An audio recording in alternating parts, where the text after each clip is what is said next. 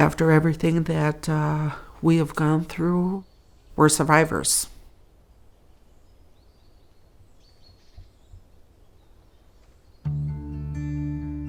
I tell them it's not about me, it's about the basket making. It's about our family continuing a tradition. When I was little, we used to go over to my grandmother's house and she would be sitting there working on baskets. That's how she supported her family. The same with my mom. It was a way of life. She was a stay-home mother, wife. My dad would go off to work. She would stay home. She would work on baskets while we were all in school. Whatever you can do to survive. I learned a lot from watching my mom. She told me that if I want to learn, you will sit and watch. I would mimic whatever she was doing. I just really enjoyed watching her take something from pretty much nothing into making these beautiful baskets.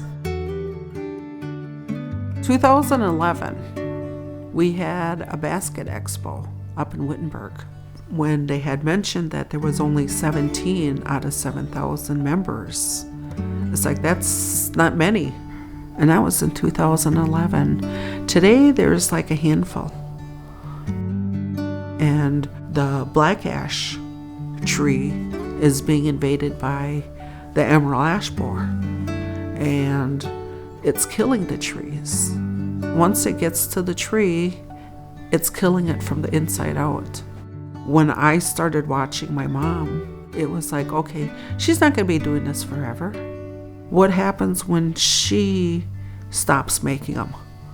Who's going to keep making baskets? Who's going to carry this on? That's how I kind of got into it.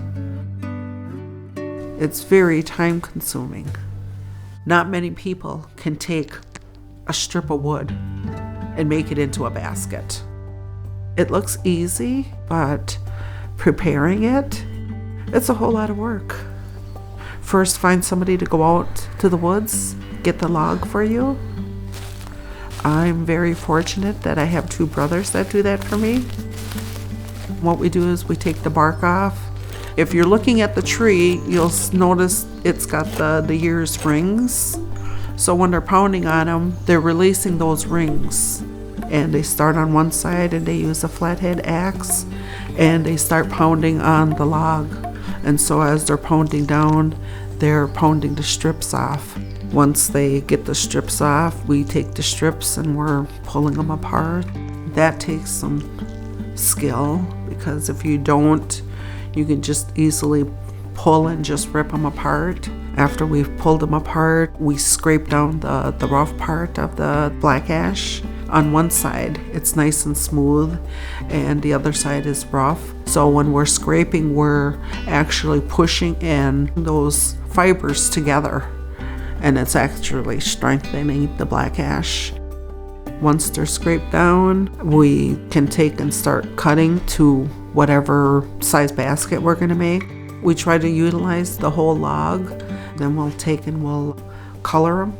And then it's cutting the strips. By that time, then you're finally pretty much ready to put your basket together. It's pretty much close to at least a week of preparing just to get to making a basket. When we do actually make the basket, it's kind of relaxing, because it's like, after all that week's worth, it's just like, all right, now I get to actually make a basket and see something being produced. Just like with my mom, I knew she wasn't going to be doing this very long, and I'm not going to be doing this forever. So I want to be able to show my children, my grandchildren, how to make baskets. I don't want this to die out. This is part of our culture. And so I started offering classes. If I offer and teach the class, it might spark the younger generation to pick up and have an interest in making baskets. all my kids know how to make baskets. Now it's continuing on with my grandchildren. They come along with me, teach the class. I just love the fact that they want to continue and make baskets with me, and share and help teach it. Ariel's only 9, and she came along with me to teach one of the classes. The guy that hired us, she worked with him on his basket, and they were the first ones done. I have classes at Willowwood Inn a couple of times a year.